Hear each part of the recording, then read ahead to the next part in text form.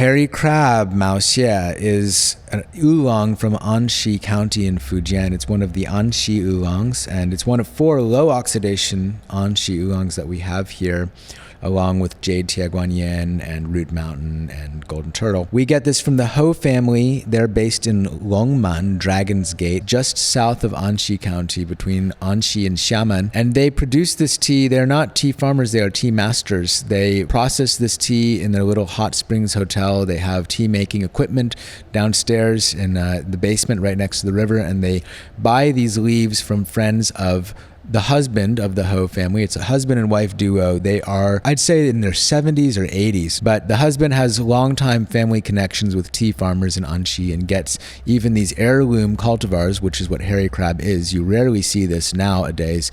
It is much more common just to see Tiě Guān Yīn, which is the more famous cultivar from here. So they've been processing this tea that he buys and sources from his friends in the mountains, and processing it in their little hot springs hotel with their tea processing equipment, and into this low oxidation rolled style that's become very emblematic of the Anxi tea industry. You see a ton of this these days. I love this tea. It's very similar to the other low oxidation Anxi Oolongs in its overall presentation, but they are all different from each other. And what I like about hairy crab as compared with the others like Tiě Guān Yīn, for example, is that they're all floral, they're all green, but this one has kind of this green perfume. It's got something very mysterious and a little bit exotic seeming, of kind of sweetness, like something you'd open a very fancy bottle and smell the perfume of some exotic essence. So when I do this tea gongfu style, when I open this tea, I like to pour in such a way that I get a little whirlpool going in the gaiwan, or the teapot, because this is a rolled oolong and we want to use a little bit of that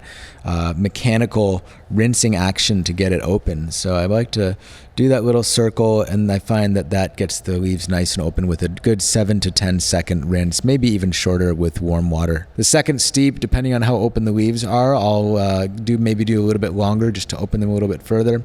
And then as they expand, I like to pour like in a little bit of a circle over the leaves, making sure to douse the leaves in an even way with the water.